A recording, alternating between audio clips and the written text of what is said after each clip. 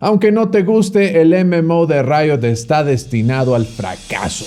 Y te voy a decir por qué. Cuando Riot Games anunció su mapa interactivo el 24 de julio de 2018, el fundador de la compañía, Mark Merrill, fue a Twitter con esta pregunta para toda la base de fans. La gente se volvió loca en las respuestas. Riot ofrecía una alternativa a las futuras promesas que eran New World de Amazon Games y otro peso pesado que había juntado ya $3.3 millones en Kickstarter, Ashes of Creation. Los fans confiaban que Riot podía hacerle frente a Blizzard como nadie nunca lo había hecho antes. Tan solo 3 días después, el equipo de relaciones públicas de Riot tuvo que salir a calmar las aguas y aclarar a la prensa que el tweet de Tryndamere solo era en broma y nada muy serio. I present to you guys the Summoner's Cup. Oh, troll. We love the troll, Riot Games, baby. Corte a abril 2020, cuando Greg Street, quien era el líder diseñador de sistemas en Blizzard para WoW y estaba en Riot desde 2014 trabajando en League, puso este tweet hablando de que estaba trabajando en un proyecto misterioso que crecería el universo de Runeterra. Y fue todavía más directo en una respuesta en donde directamente confirmó que se trataba de un MMO. Si bien fue raro que esto se anunciara en una respuesta en redes sociales, la noticia a todos nos emocionó mucho, pero nos bajaron la emoción cuando Nicolo Laurent, el entonces CEO de la compañía, puso este mensaje anunciando que estaban trabajando en un anuncio formal y muchos otros detalles para el 20 aniversario del juego, algo que claramente era una broma porque el 20 aniversario del juego sería en septiembre de 2026. Si esto va a suceder o no, lo averiguaremos pronto porque en este tweet de septiembre de 2023 anunció que desde mayo estaba soltándole las riendas de la empresa a Dylan Yadeja. Nicolo, que venía con algún background en gaming, siendo el encargado del lanzamiento de Dark Age of Camelot, un MMO hardcore de fantasía previo a los días del WoW, se retiraba para ser un padre de familia y dejaba Riot Games en manos de una persona sin experiencia en gaming, pero que venía de un trasfondo financiero en Goldman Sachs, una de las instituciones financieras más grandes del mundo. Pero Nicolo no fue el único que se fue en 2023. En marzo, el mismo Ghostcrawler que estaba a cargo de todo el proyecto MMO anunció a través de otro tweet que debido a pérdidas personales devastadoras había decidido bajarse de Riot Games para menos de un mes después anunciar también vía Twitter que estaba abriendo su propio estudio para trabajar en un MMO. Hey, will you come work for this game that I can't tell you anything about? We're making an MMO, it's early, we don't have a cinematic yet, we're not going to even tell you what the name is yet. Project Ghost, un juego que al menos sí llegó a mostrar algo de gameplay, pero que tristemente terminó definitivamente cancelado en noviembre de 2025, porque NetEase Games decidió retirar la inversión en el proyecto. Estos cambios en el liderazgo de la compañía y del MMO dejaron a Riot sin muchas opciones. Y a cargo del proyecto se quedó Vijay Thakkar, quien había trabajado en Wild Rift y estaba sirviendo como director técnico construyendo todo el backend para el juego. En este post muy largo de aproximadamente 6 partes, reapareció Mark Merrill para aclarar que iba a haber un reseteo en la dirección del MMO. Tras mucha reflexión y debate, decidimos reorientar el proyecto hace tiempo. No fue fácil, pero era necesaria. La visión inicial no se diferenciaba lo suficiente de lo que se puede jugar hoy. No creemos que todos quieran un MMO que ya hayan jugado antes con una capa de pintura de Runeterra. En este hilo, Merrill menciona que ahora el nuevo líder del proyecto sería Fabrice Condominas, un hombre con mucha experiencia armando equipos de trabajo, particularmente para BioWare, siendo productor en Mass Effect 3, liderando el DLC Omega. Un año después, Vijay Thakkar renunció de Riot y abandonó el proyecto. Y la última noticia fue en enero de este año cuando contrataron a Raymond Bartos directamente de Blizzard para trabajar en su proyecto. Bartos estuvo a cargo de Plunderstorm, el modo Battle Royale para WoW, y también estuvo a cargo de los Follower Dungeons, un modo de juego novedoso en donde los jugadores solitarios o aquellos a los que les faltaba healer o tanque o DPS en su grupo de amigos pueden llenar los roles faltantes para hacer dungeons con bots. Esta dupla entre Condominas y Bartos son quienes a partir de 2026 están a cargo del proyecto para Riot. Unos días antes de publicar este video se anunciaron dos incorporaciones al equipo. La primera de Sarah Tudor, quien trabajó en control de calidad para el infame Diablo Immortal y para un MMO llamado Palia, que alcanzó en su punto máximo 10 millones de jugadores registrados y hoy es jugado por alrededor de 15,000 usuarios diarios. Esto nos habla un poco más tal vez de qué tipo de juego será el MMO de Riot, porque Palia es un MMO moderno que funciona tanto en PC como consola y con un look muy similar al Project Ghost. Sarah Tudor, quien también fue la líder en el desarrollo de los escenarios del 2XKO, ahora será productora en el Riot MMO. Pero lo que verdaderamente hizo ruido fue sin duda Brian Olinka, un hombre que pasó de trabajar para la Fuerza Aérea de los Estados Unidos a principios del milenio a contribuir en el diseño de juegos como Battlefield 2, Homefront de THQ, Transformers Fall of Cybertron y durante una década fue líder de diseño de combate y PvP para World of Warcraft, trabajo que dejó para ir a trabajar con Ghostcrawler en Project Ghost. A partir de este mismo mes de junio, Olinka es el diseñador de juego principal para el MMO de Riot. Aunque como siempre, sucedió algo extraño cuando sitios de noticias y usuarios de Reddit tomaron esta captura de pantalla en donde Olinka, sorprendido por la reacción de la comunidad a la noticia de su contratación, escribió en X que justo había visto un playtest para el juego, algo que se convirtió en noticia alrededor del mundo y causó hasta molestia porque es el primer indicio de que existe alguna versión jugable de un MMO que lleva 6 años en producción y hasta este momento no ha mostrado ni una sola screenshot oficial del juego. Debido a la reacción de la comunidad, Brian Olinka borró todos sus posts de X, salvo el anuncio de que se unía a Riot Games. La comunidad se quedó enardecida con ganas de que Riot publique pronto, por lo menos una screenshot, de uno de los juegos más herméticos de la historia. Acabamos de repasar 8 años de historia de un proyecto que todavía no tiene ni nombre, pero ¿por qué digo que está destinado al fracaso? Muy sencillo. Cuando digo que el MMO de Riot está destinado a fracasar, no estoy haciendo ninguna predicción descabellada, simplemente soy consciente de la historia completa del género y el desempeño que han tenido muchos juegos. Repasemos un poquito de esa historia. Beyond the gates of mighty kingdoms lies a vast, unexplored world.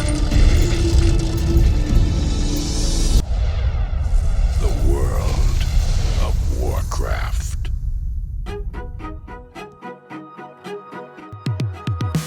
En 1977 aparecieron las primeras versiones de los MMO, con juegos como Oubliette, aventuras de texto en la plataforma Plato, un ecosistema tipo cloud que se utilizaba en las redes de computadoras a través de múltiples universidades en el mundo. Un grupo de estudiantes querían jugar Dungeons & Dragons, pero sin depender de un Dungeon Master humano. Querían que la computadora llevara la historia y las matemáticas. De hecho, no fue hasta 1986 que un personaje completamente inesperado se convirtió en el abuelo de los MMO modernos.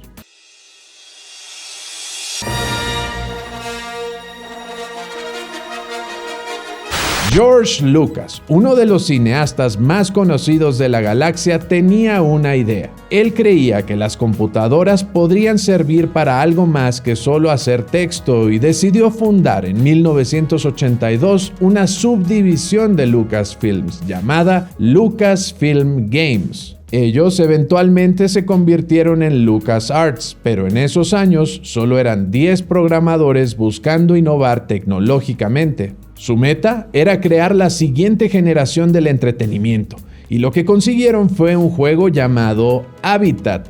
Este juego corría en la Commodore 64 y utilizaba algo llamado Quantum Link Service, un predecesor de America Online para conectarse a Internet. Habitat, lejos de tener calabozos y dragones, era una experiencia social más parecida a los Sims. De hecho, el creador de los Sims cita a Habitat como una de sus inspiraciones. En el juego tenías un sistema básico de economía y podías tener trabajos como vendedor o detective. También podías comprarte un arma y dispararle a otros jugadores para robarle sus ítems, lo que generó los primeros crímenes digitales y la creación del primer departamento de policía online para detener a estos criminales.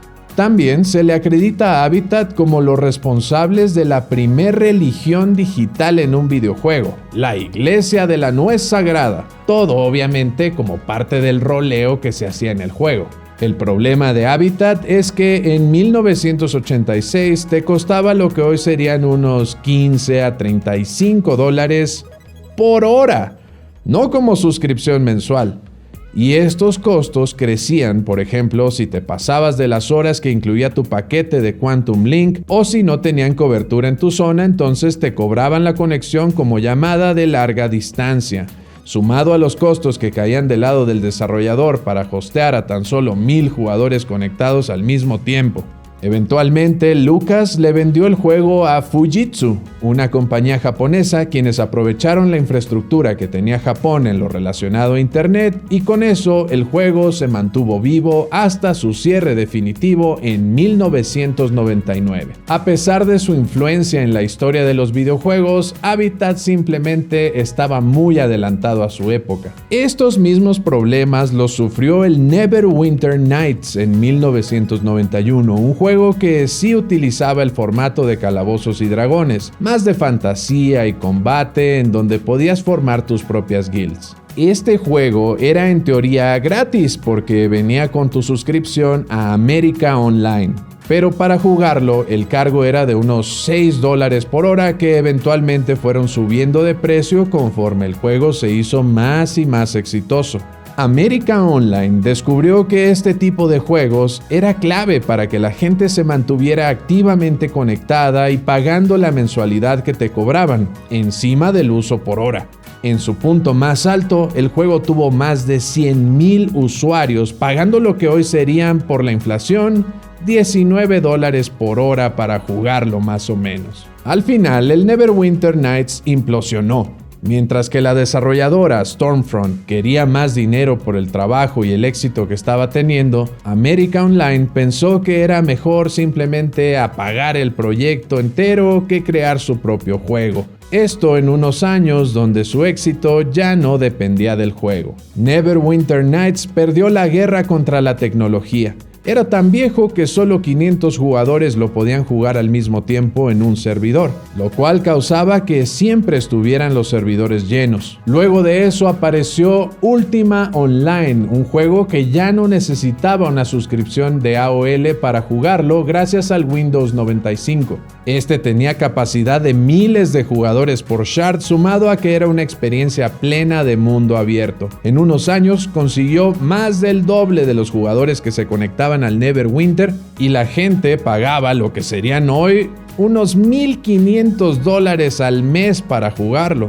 Junto a Ultima Online aparecieron muchos otros competidores como Meridian 59, Tibia y eventualmente Lineage, el MMO más jugado internacionalmente en esos días. Mientras que Ultima Online dominaba en Estados Unidos y parte de Europa, el Lineage conquistó Corea del Sur, obteniendo más de 2 millones de usuarios para su momento cúspide gracias a su jugabilidad.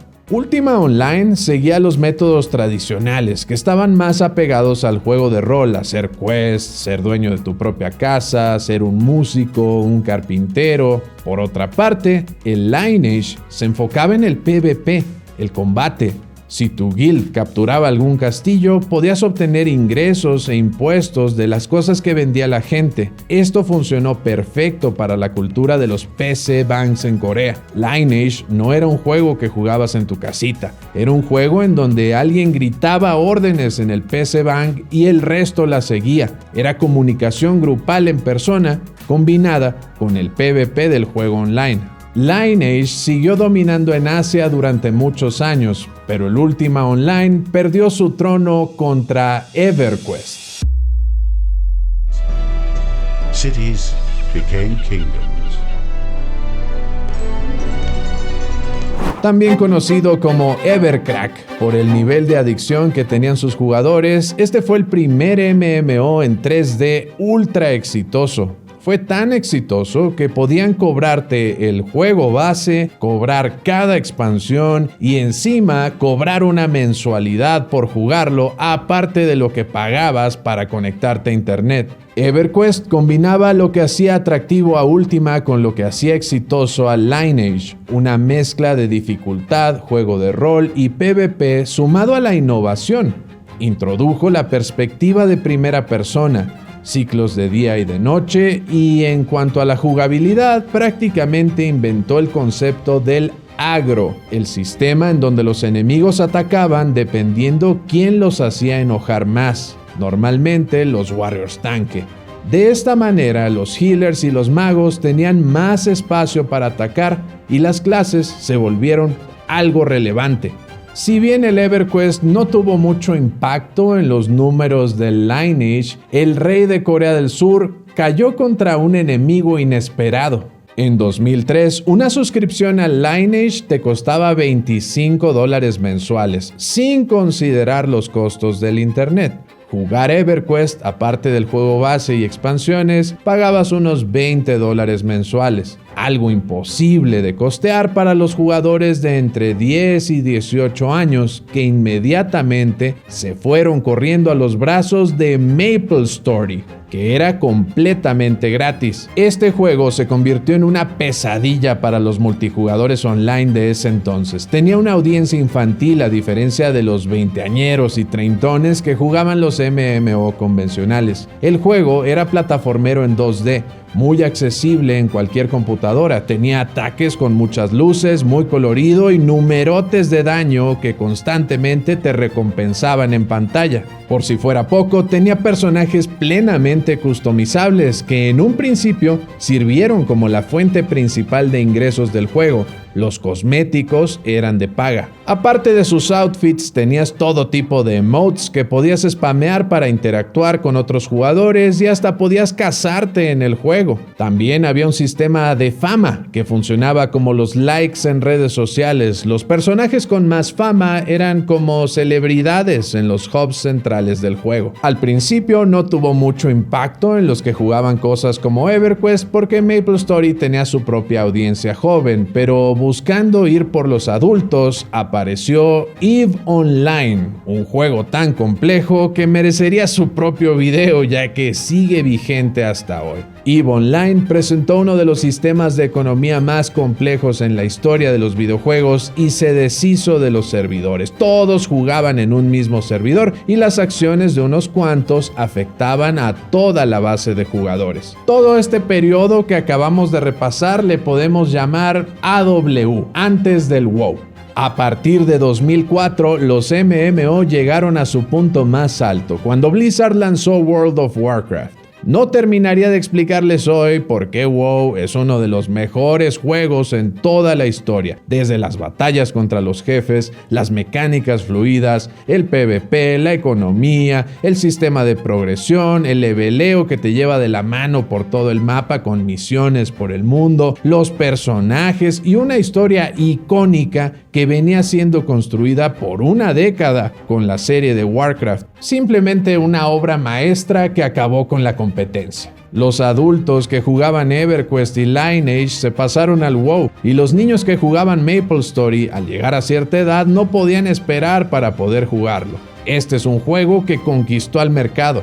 Pero todo esto, ¿qué tiene que ver con que el MMO de Riot vaya a fracasar? Pues es muy obvio, ¿no se han dado cuenta? Lejos de las mecánicas, los efectos visuales, la historia trabajada por años en múltiples juegos o las fantásticas cinemáticas, hay un factor clave que hizo triunfar al WoW por encima de los demás. Aunque en realidad la mayoría de los MMO tenían esta ventaja en los 90s y principios de los 2000s. 21-year-old Mark Zuckerberg turned his little web experiment into a very big business, the Facebook.com, and it's like no college directory you've ever seen. No existían las redes sociales, no había YouTube, no había TikTok, no había Instagram. El mundo simplemente era distinto al mundo en el que vivimos hoy. Hasta el momento solo hemos hablado de los MMO más históricos, pero no hemos mencionado cosas como Star Wars Galaxies, Earth and Beyond, The Sims Online, Tabula Rasa, DC Universe Online, The Matrix Online, y la lista podría ser eterna de MMOs que lo intentaron y fallaron. Todos estos juegos fracasaron, entre otras razones, porque el bruto de la gente que jugaba multijugadores masivos en línea ya estaba en WoW, MapleStory, Lineage, EverQuest, Ultima, Silk Road, Tibia y todos esos juegos que ya estaban establecidos. ¿Y qué era lo que los mantenía ahí? Por ejemplo, en Ultima Online tenías casas únicas en terrenos únicos en el mapa que si dejabas de jugar era muy probable que los perdieras para siempre. En juegos como WoW o MapleStory tenías a todo tu grupo de amigos jugando. Abandonar esos juegos era abandonar a tus amigos. Entre 1991 y 2008, la comunicación en Internet no era para nada como hoy.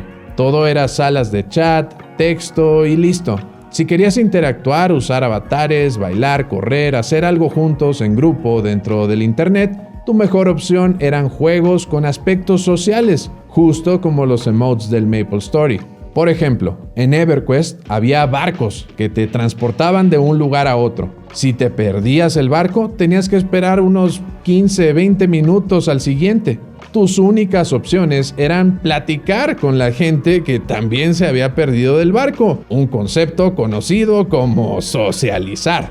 Hoy en día, si tienes que esperar 20 minutos, simplemente te agarras tu teléfono y te pegas una tremenda partida de Brawl Stars. O te metes a scrollear en TikTok, a ver qué hay en Instagram, te miras un videíto en YouTube. Pero en 1999 no tenías ninguna otra opción más que hablar con los otros jugadores, interactuar con ellos. Y hablar con esa gente te generaba una curiosidad genuina por saber quiénes eran. Si te hacías sus amigos o te unías a su guild, querías saber más de estas personas. Un montón de amistades las hice en el WoW con gente de las guilds en Ventrilo, lo mismo en el Tibia. Hay gente que se casó y tuvieron hijos porque se conocieron en estos juegos. Los MMO en esos años eran todo, Instagram, Tinder y Facebook al mismo tiempo. Si tenías una montura que nadie tenía o muy rara de ver, algún título exclusivo, la gente se te acercaba a sacarte plática en Orgrimmar. Automáticamente asumían que eras alguien de renombre por tener buena armadura y buenos ítems. Tu personaje era como tu perfil en esos días. Mientras más ítems tenías, más importante eras. Esto es algo que mantiene vivos no solo al WoW, sino a la mayoría de los juegos que venimos mencionando. El aspecto social. Quienes siguen jugando hoy es gente que lleva 10, 15, 25 años jugando al mismo juego con su mismo grupo de amigos. Este es el secreto detrás del éxito de cosas como la BlizzCon, que en su mejor momento era una gran reunión de compañeros de guild, pero en la vida real, una buena excusa para poder conocerse en persona. Las verdaderas celebridades en estos juegos eran los guild leaders y los shot callers que se sabían las peleas o las misiones y te guiaban a través de ellas. El líder que te decía cómo moverte y para dónde ir en una quest de Pits of Inferno en Tibia que se podía extender hasta 10 horas. El que te contaba cómo hacerle para ganarle a los 4 jinetes en Naxxramas. La información era clave. Hoy en día todos tienen acceso a un wiki, todos pueden verse un video, unos TikToks, unos shorts y puedes hacerlo al mismo tiempo en tu segundo o tercer monitor o en tu teléfono. Pero a principios del milenio, tu Athlon y tu Pentium en Windows 95 crasheaban si hacías Alt-Tab, o tenías que esperar 2 o 3 minutos en Windows XP y correr el riesgo de freír algún componente por la carga. Antes, estos juegos se beneficiaban de que si jugabas estabas 100% inmerso, no te distraía tu teléfono, el podcast que escuchabas de fondo o las 20 tabs abiertas que tenías en tu otro monitor. Estabas plenamente comprometido al juego, su entorno y su comunidad. El MMO de Riot no solo va a competir contra el WoW y los otros MMO que sobreviven, va a competir contra toda la oferta de entretenimiento disponible hoy. She was my best friend. What do you think she wants? Poke the ass up. Este tipo de juegos son una inversión seria de tiempo y en el 2026, donde nuestra capacidad de atención ha sido destrozada por TikTok y los shorts, cada día parece más imposible pensar que una cantidad masiva de gente va a dejar todas las otras opciones de entretenimiento que tiene para dedicarse a un MMO nuevo. Esta también es la razón por la que muchos juegos modernos están fracasando constantemente. Hablamos de los Concords del mundo, los Highguards, los Suicide Squads, juegos con mucho potencial como Anthem o unos que nos vendieron como cuádruple A al estilo de Skull and Bones.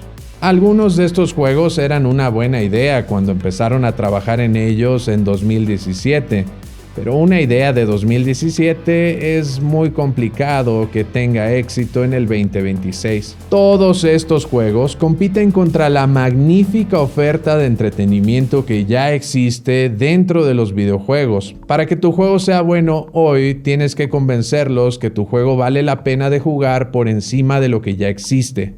¿Tu juego es mejor que Minecraft? ¿Es mejor que Roblox? ¿Es mejor que Free Fire? ¿Es mejor que Counter-Strike, Valorant, League of Legends, Dota?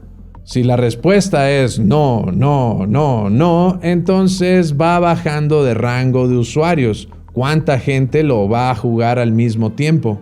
El problema viene cuando cambiamos la pregunta y ahora es: ¿tu juego nuevo costó más caro de hacer que lo que costó Minecraft, Roblox, Free Fire, etcétera, etcétera, etcétera?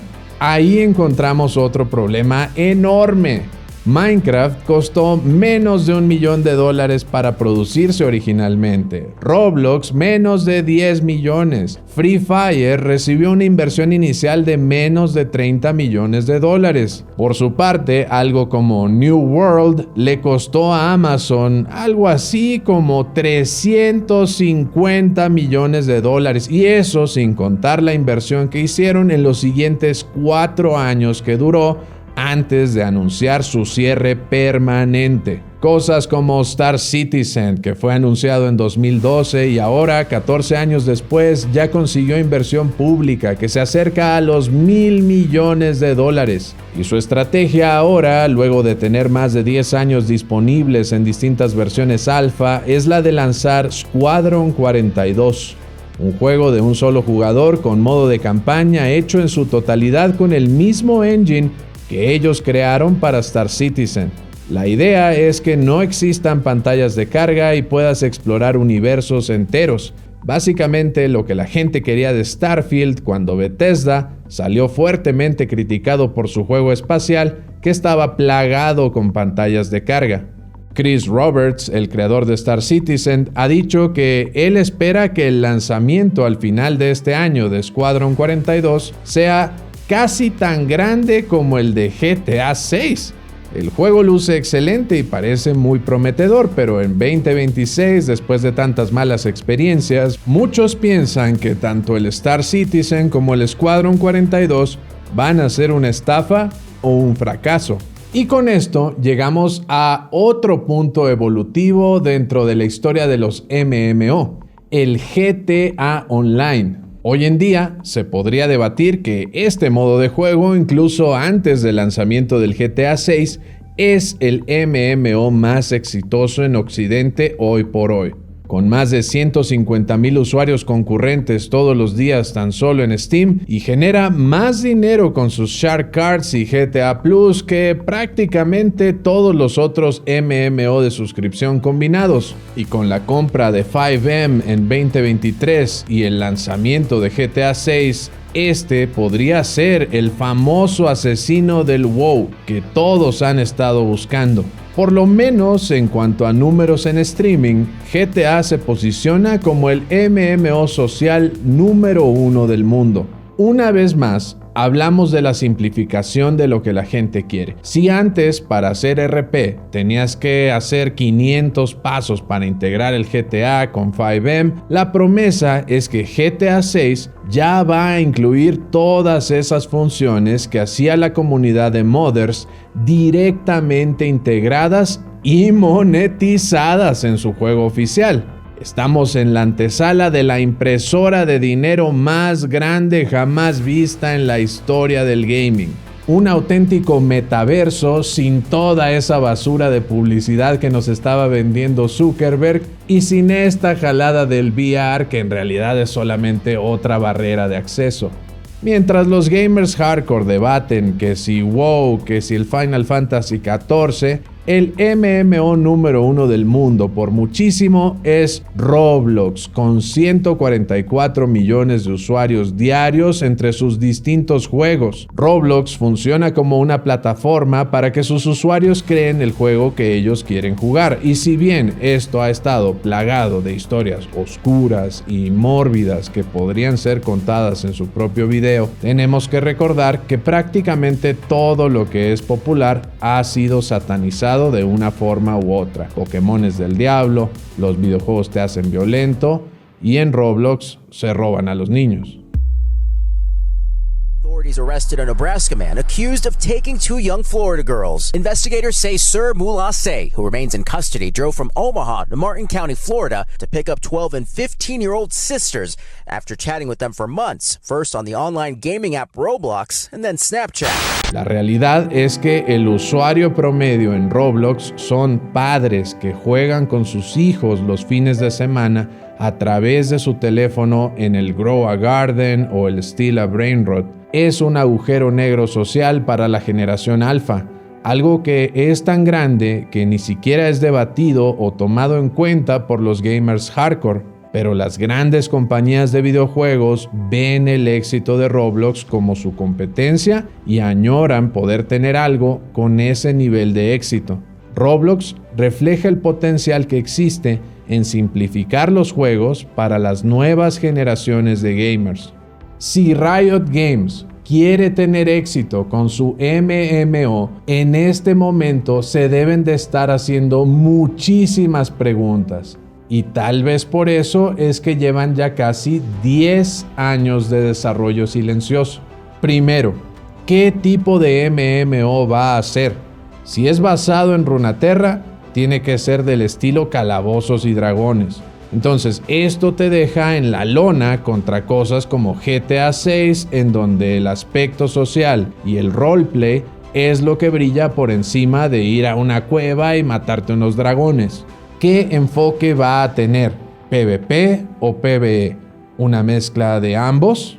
Ya todos leímos a Blizzard lamentándose de hacer PvP dentro del juego y enfocarse en arenas y hasta arrepintiéndose de que se llame Warcraft. Esto porque precisamente los limita de tratar de llegar a más audiencias. Por eso hoy el enfoque es en aspectos más sociales como el de tener casitas, y han dejado atrás la guerra entre facciones que los hizo brillar hace 20 años. Otro tema importante será el de los costos. ¿Cuánto te va a costar el juego base?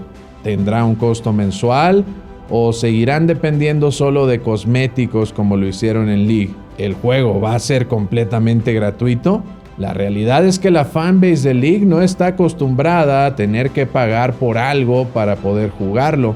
El aspecto visual también va de la mano con esto. Mientras que el League of Legends lo corre cualquier tostadora, un juego con un estilo visual realista o al estilo de Arcane aislaría a gran parte de sus usuarios. Y hablando de la accesibilidad, ¿Qué pasa si el juego está disponible en mobile, al estilo de Genshin Impact o de Roblox, donde puedes jugarlo en tu PC y continuar tu aventura sin problemas en el teléfono donde quiera que estés? Hacer algo como esto para muchos fans de los MMO hardcore sería un escupitajo en la cara. Hacer un juego mobile significa que va a ser un juego sencillo, sin aprovechar todas las teclas de un teclado y los botones en un mouse. Un juego diluido con la intención de atrapar a las audiencias más jóvenes y no el saciar la sed por un MMO que compita con WoW y Final Fantasy. Lo mismo si el juego es multiplataforma para consolas, tendrían que sacrificar complejidad por base de usuarios.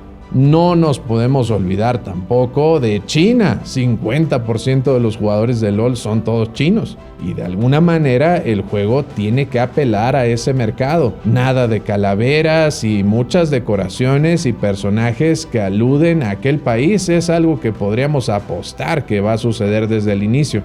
Esto también generaría rechazo por una porción de los jugadores estadounidenses que detestan cuando las compañías de videojuegos se arrodillan ante los jugadores chinos. Suena hasta más sencillo, mejor no hacer nada y ya.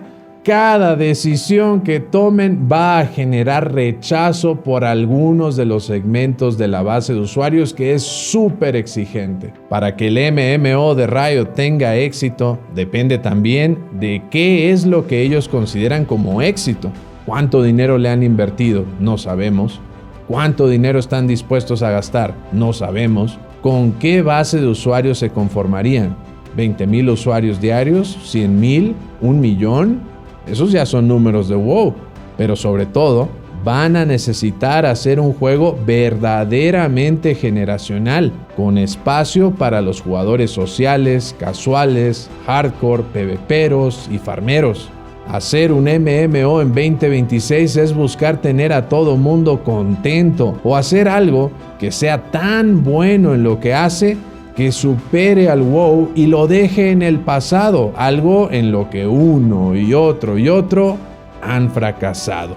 Todo esto en un ambiente hostil donde el primer gran competidor para este juego va a ser el mismo League of Legends. Tendrían que canibalizar su propio juego estandarte y sacrificar usuarios en uno para canalizarlos todos a otro. Y para evitar esto, entonces el MMO tendría que estar disponible en móviles y buscar ganarse a esa generación alfa que está muy ocupada jugando al Roblox. Y también hacer esto podría ser una gran decepción para muchos que llevan imaginándose un MMO de Riot desde el 2009 que salió League.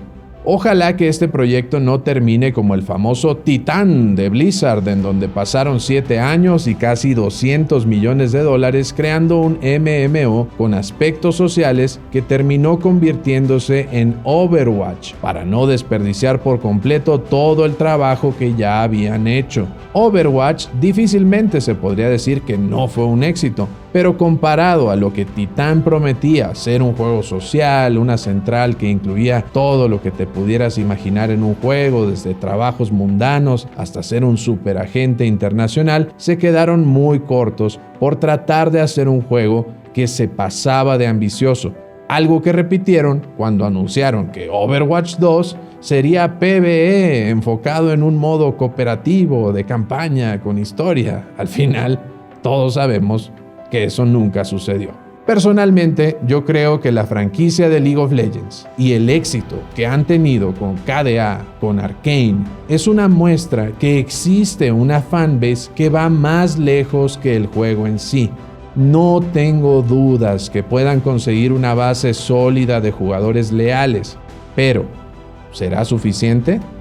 ¿Suficiente para convertirse en el MMO número 1 del mundo?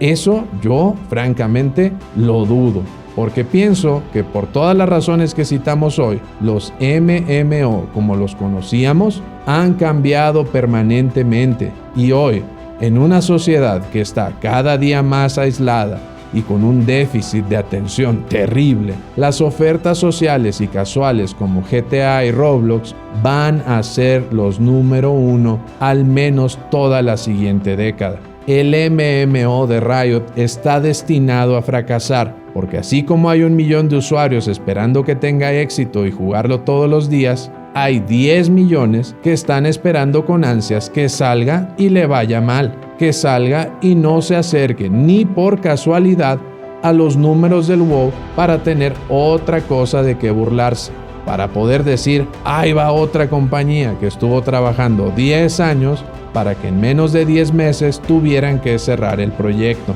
Y esto no es necesariamente culpa de los desarrolladores ni de la compañía, es simplemente la realidad de un mercado que ya tiene definido en 2026 a dónde avanzará para el 2036. Juegos mobile, juegos accesibles, juegos casuales para entretener mentes que están acostumbradas a las ráfagas de información y de entretenimiento en el momento y en la palma de su mano.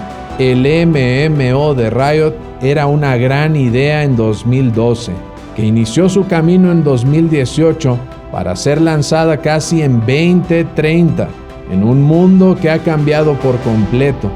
Un juego hecho para un público y un planeta que simplemente ya no son los mismos.